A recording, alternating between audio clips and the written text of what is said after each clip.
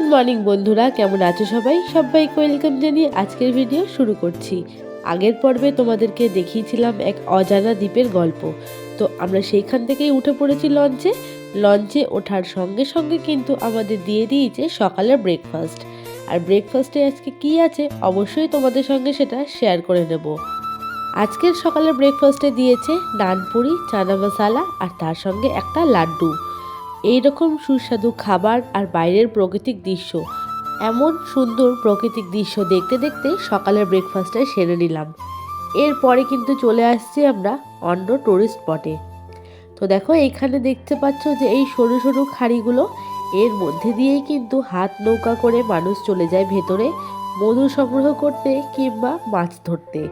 আর এইখানে কিন্তু রয়েছে প্রচুর গাছ, যে গাছগুলো কিন্তু শ্বাসমূলযুক্ত। তো এরপরে আমরা খাওয়া দাওয়া সেরে চলে এসেছি সজনেখালি টাইগার রিজার্ভ সেন্টারে। তো চলো এর ভেতরে কি কি আছে না আছে অবশ্যই তোমাদেরকে দেখিয়ে দিই, আর আমিও তার সঙ্গে দেখে নিই। ভেতরে প্রবেশ করতেই কিন্তু পড়বে বিভিন্ন ধরনের গাছ। গাইডের মাধ্যমেই জানতে পারলাম আশেপাশে যে গাছগুলো রয়েছে সেগুলোই কিন্তু হচ্ছে সুন্দরবনের বিখ্যাত গাছ, গরান, গাইন, বাইন, সুন্দরী গাছ।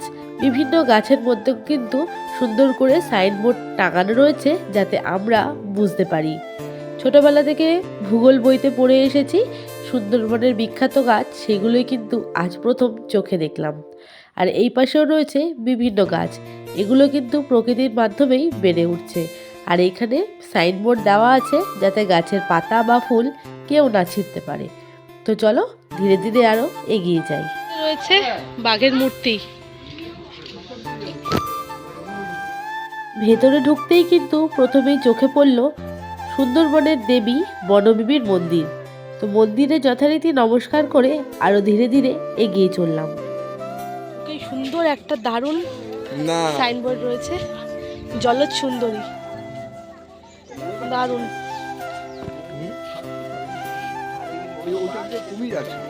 এখানে এখানে অ্যাকচুয়ালি কুমির আড়িয়ে দেখা পাওয়া যায়। হনুমানটা জল খাচ্ছে, দেখছে দেখো, দেখছে দেখো, ঘুরে ঘুরে দেখছে। আওয়াজ পেয়েছে তো আমরা, এখানে অনেক মানুষজন এসছে, পালাচ্ছে। এই দাদা হচ্ছে আমাদের আজকের গাইড। আচ্ছা এর ভেতরে ঢুকতে, এখানে রয়েছে বিভিন্ন রকমের মাছ। আচ্ছা এখানে কি রয়েছে? এটা আপনার কাটা আছে, ঠিক আছে?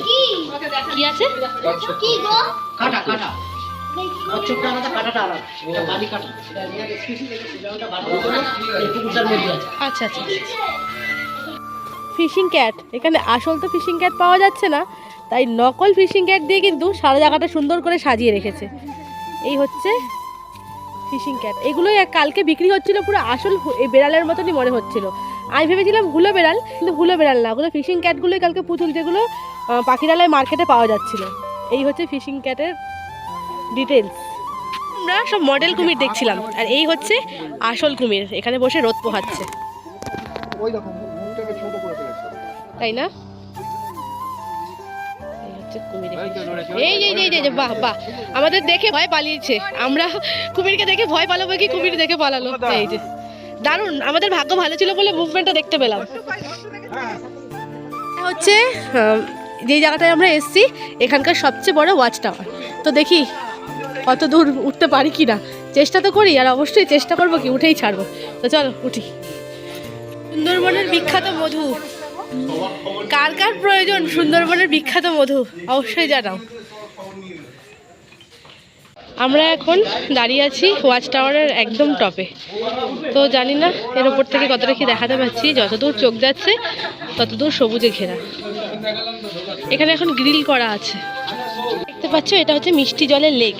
এখানে হরিণ, বাঘ আরও যা যা অ্যানিমেলসরা রয়েছে সবাই কিন্তু এখানে আসে জল খেতে। আমাদের ভাগ্যটা খারাপ, তাই কোনো অ্যানিমেলস আমরা দেখতে পারলাম না, কিন্তু আমি এখানে আসার আগে প্রচুর ভিডিও দেখেছি, সেইখানে মানে হরিণরা আসে জল খেতে, কিন্তু আমাদের ভাগ্য খারাপ, দেখতে পেলাম না, এই আর কি।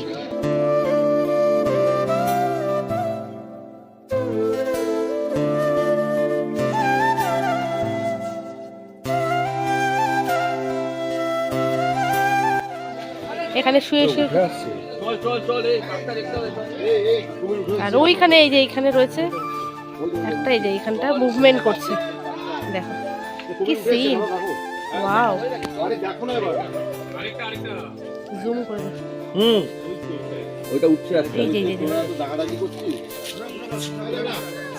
পশু পাখি দেখতে দেখতে এগিয়ে আসতেই চোখে পড়লো সুন্দরবনের ম্যাপ। কতটা এলাকা জুড়ে সুন্দরবন রয়েছে সেটাই কিন্তু এই ম্যাপের মাধ্যমে জানতে পারলাম।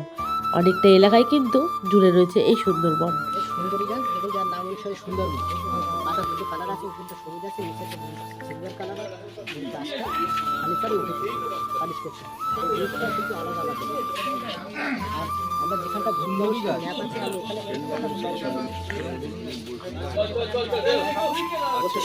ঠিক আছে, এখানে আপনি এইখানে সেই গাইডের মাধ্যমে সমস্ত গাছপালার ব্যাপারে কিন্তু জানতে পারলাম। আর চারিপাশটা কিন্তু ঘুরে দেখাচ্ছে। আর এখানেও কিন্তু বাঘ আসে, তবে বাঘ আমরা চোখে দেখতে পাইনি, বাঘের পায়ের থাবা কিন্তু দেখতে পেয়েছি। আর সেইগুলোই কিন্তু গাইড আমাদেরকে সব জানাচ্ছে। এই জঙ্গলটা ঘুরে আমাদের দেখা কমপ্লিট হয়ে গেছে, এরপরে বেরিয়ে পড়ছি। আর বেরিয়ে পড়তেই বাঘের দেখা না মিললেও কিন্তু প্রচুর হনুমানের এখানে দেখা মিলেছে। আর তাছাড়াও জলের মধ্যে দেখেছি গোসাপ, খুব সুন্দর কিন্তু জলের মধ্যে ভেসে রয়েছে। আর তার সামনে এই হনুমানগুলো কিন্তু খেলে বেড়াচ্ছে, তবে ওদের কোনো ভয় নেই। এটাই হচ্ছে প্রকৃতির নিয়ম, থাকতে থাকতে দেখতে দেখতে ওরাও কিন্তু এতে অভ্যস্ত হয়ে পড়েছে।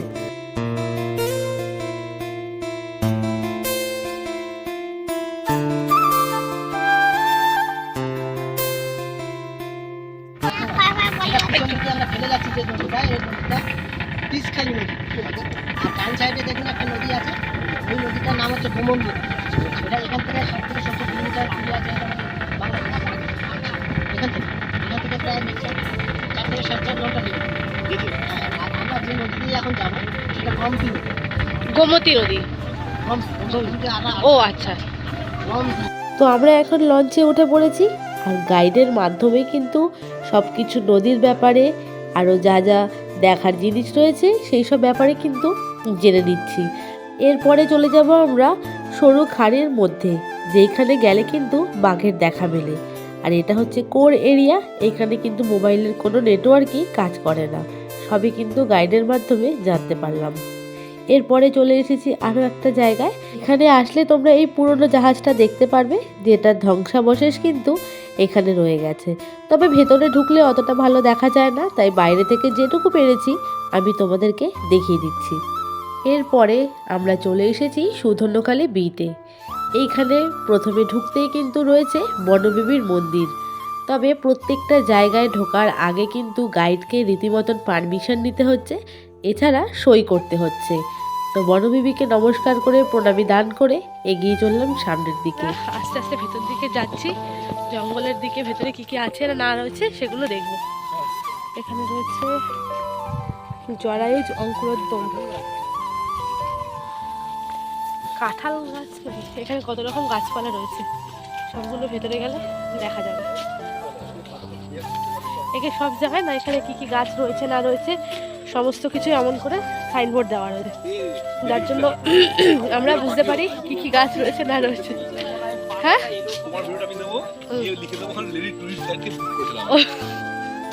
আর এখানকার গাছগুলো তো শ্বাসমূল যুক্ত গাছ। এখানকার প্রত্যেকটা গাছ কিন্তু শ্বাসমূল রয়েছে, যাতে জোয়ার ভাটার সময় হলে কিন্তু গাছগুলো ঠিকঠাক মতো নিঃশ্বাস নিতে পারে। তো সেই জন্য এইরকমভাবে প্রকৃতির সাথে নিজেকে মিলিয়ে নিয়ে এখানকার গাছগুলো কিন্তু সেইরকমভাবেই মানে বেড়ে উঠছে দিন দিন। তো যাই হোক, এগুলো আমার কথা কিছুই না, সব কিছু আমাদের গাইড যা যা বললো, এতক্ষণ লঞ্চে বসে সমস্ত কিছু শুনলাম, শুনে সেইগুলোই তোমাদের সঙ্গে শেয়ার করছি। এরপরে চলে এসেছি আমরা সুধন্যখালী ওয়াচ টাওয়ারের ওপরে, যেটার ওপরে উঠলে কিন্তু পুরো জঙ্গলটাকে চোখ দিয়ে দেখা যায়। আর সামনেই রয়েছে মিষ্টি জলের লেক, যেখানে বন্য পশু পাখিরা আসে জল খেতে। আর সামনে যে জায়গাগুলো দেখতে পাচ্ছ, বর্ষাকালে আসলে কিন্তু এখানে পুরো জল ভরে যায়। আর এই লেকের মধ্যেই হরিণ, বাঘ, আরও যারা যারা বিভিন্ন পশু পাখি রয়েছে তারা কিন্তু জল খেতে আসে। যেহেতু আমাদের কপালটা ভালো ছিল না, সেই জন্য কিন্তু আমরা দেখতে পাইনি, হয়তো আমাদের মতনই অন্য যাত্রীরা দেখতে পেয়েছে। এরপরে আমরা বোটে উঠে পড়ছি, এরপরে চলে যাব অন্য জায়গায়। তো চলো বন্ধুরা, বোটে উঠে যাই, তারপর আবার দেখা হচ্ছে। এরপরে আমরা বোটে করে চলে যাচ্ছি গভীর জঙ্গলের মধ্যে, যেখানে গেলে কিন্তু বাঘ দেখার সম্ভাবনা থাকে। তো দেখতে পাচ্ছ এখানে জঙ্গলের মধ্যে যে হালকা কালারের স্পটগুলো, জোয়ারের সময় কিন্তু এইখানে জল উঠে যায়। আর এই গাছের ফাঁকে ফাঁকেই দেখা মেলে কিন্তু বাঘ কিংবা হরিণের। তো চলো সামনের দিকে আরও গভীর খাড়ির দিকে আমরা এগিয়ে যাই। কিছু দূর বোটে করে আসতে না আসতেই দেখা মিলল হরিণের। যাই হোক, হরিণ এখানে ঘুরে বেড়াচ্ছে আর ঘাস নয়তো কিংবা জল খেতে এসেছে। কপাল ভালো ছিল বলে হরিণ দেখতে পেলাম বন্ধুরা। এরপরে কিন্তু আমরা প্রবেশ করছি আরও গভীর জঙ্গলের দিকে। এই খাড়িগুলো কিন্তু একদমই সরু খাড়ি। এপার থেকে ওপারে যেতে বাঘের মাত্র সময় লাগে 1 থেকে 1.5 মিনিট জলে সাঁতরে। আমরা এখন কি করলাম, এতক্ষণ সমুদ্র দেখলাম। কি দেখলাম? সবাই মিলে এখন সমুদ্র দেখলাম। পেরোনা তো বোর হয়ে গেছে, তাই না? এতক্ষণ সমুদ্র দেখে এবার আমরা এখন খাওয়া দাওয়া করতে পারবো। বেচারের খিদে পেয়ে গেছে কখন থেকে, তাই না? আর বোর হয়ে যাচ্ছে, কোনো বন্ধুরা আসেনি না, তাই একা একা এখন আমার সঙ্গে বোর হয়ে যাচ্ছে, তাই তো? খেয়ে দিয়ে নিচে গিয়ে একটু ঘুমিয়ে পড়বো আমরা। হ্যাঁ, কালকের মতো একটু ঘুম পাড়িয়ে দেবো। ঘুমিয়ে নিলে শরীরটা একটু রেস্ট পাবে, তাহলে ভালো হবে, তাই তো? আচ্ছা। সুন্দরবনের সমুদ্রের মধ্যে দিয়ে খাড়ির ভেতর ঘুরতে ঘুরতে কিন্তু আমাদের লাঞ্চ করার সময় হয়ে পড়েছে। আর যথারীতি আমরা সবাই কিন্তু লাঞ্চ করতে বসেও পড়েছি। আর আজকের লাঞ্চ মেনুতে ছিল ভাত, ডাল, চিপস, পটল চিংড়ি, কাতলা মাছ, তার সঙ্গে ছিল চাটনি, পাঁপড়। সুন্দর একটা খাওয়ার। তো মেয়েকে খাইয়ে দিচ্ছি, তার সঙ্গে আমিও খেয়ে নিচ্ছি। বন্ধুরা, বিভিন্ন রকম জিনিস তোমাদের দেখানোর ইয়েতে খাবারের ব্যাপারটা কিন্তু আমি ডিটেলসে দেখাতে পারছি না। তো চলো, এরপরে চলে এসেছি দোবাকি ক্যাম্পে। এই ক্যাম্প যেখানে কিন্তু আমরা থাকবো খাঁচার মধ্যে আর বাঘ থাকবে জঙ্গলে। কপাল ভালো থাকলে কিন্তু এই দোবাকি ক্যাম্পে এসে বাঘ দেখার সম্ভাবনা মেলে। তবে এই চারিপাশ যেটা দেখতে পাচ্ছ, এটা কিন্তু বাঘের এলাকা। এখানে রীতিমতন বাঘ কিন্তু হেঁটে চলে ঘুরে বেড়ায়। আমরা কিছুটা এগিয়ে যেতে না যেতেই মাটির মধ্যে দেখা পেয়েছিলাম বাঘের থাবার। তো চলো বন্ধুরা, আরও সামনের দিকে এগিয়ে যাই। পুরো জায়গাটা কিন্তু দুপাশে শক্ত নেট দিয়ে ঘেরা রয়েছে। তো এখানেও কিন্তু রয়েছে ওয়াচ টাওয়ার। তবে বন্ধুরা, এইখানে এসে কিন্তু ওয়াচ টাওয়ারে উঠে আমাদের চোখ সার্থক হয়েছে। কী জন্য সেটা তোমাদেরকে সামনে দেখাচ্ছি। তো এখানেও কিন্তু রয়েছে যথারীতি মিষ্টি জলের লেক। এই মিষ্টি জলের লেকে এসে যথারীতি আমাদের চোখে পড়ল বালি হাঁস কিংবা বুনো হাঁস রীতিমতো জলে সাঁতার কেটে জল খাচ্ছে, খেলা করে বেড়াচ্ছে। সে দৃশ্য বন্ধুরা চোখে না দেখলে কিন্তু বোঝানো সম্ভব নয়। নিজের আনন্দে কিন্তু উড়ে বেড়াচ্ছে, খেলা করে বেড়াচ্ছে, যেন এটাই কিন্তু ওদের রাজ্য। বন্ধুরা, এই পাশে যত দূর তোমরা দেখতে পাচ্ছ, এটা কিন্তু পুরোপুরি বাঘের এলাকা। এখানে কিন্তু বাঘ রীতিমতন যাতায়াত করে। জঙ্গল দেখতে দেখতেই চোখে পড়ল বুনো হাঁসগুলো নিজের আনন্দে উড়ে বেড়াচ্ছে। এই দৃশ্য যেন চোখে না দেখলে কেউ বুঝতে পারবে না।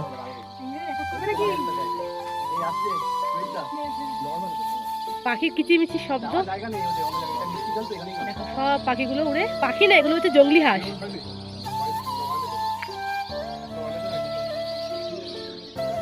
এখানে দুটো হরিণকে কেউ দেখতে পেয়েছো? জল খেতে চলে এসছে। তো আমাদের এতটাই সৌভাগ্য, বাঘের তো দেখা পেলাম না, কিন্তু হরিণের দেখা পেয়ে গেলাম।